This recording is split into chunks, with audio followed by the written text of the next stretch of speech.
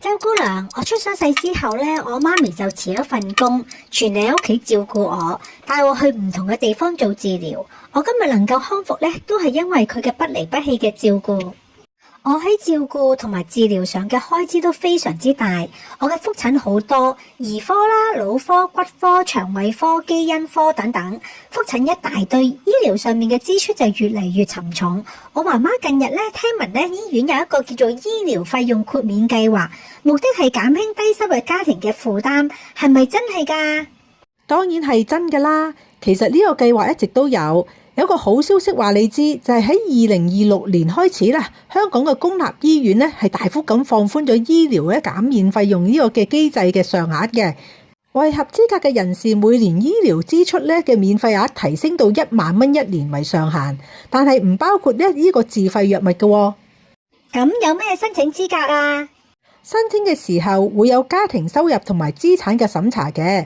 如果想知道自己合唔合資格，可以透過呢個醫管局嘅計算表計算。當然啦，你都可以直接去醫院請你醫務社工幫你進行收入同埋資產嘅審查，並協助申請。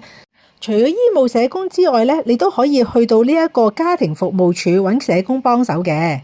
有點你要注意嘅就係申請咧，必須要由醫務社工或者社署嘅家庭服務部嘅社工協助申請㗎。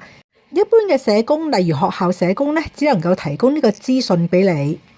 咁我唔知道自己合唔合資格呢？我屋企一家3口，只有我爸一個做嘢，收入大概係2萬蚊一個月左右啦。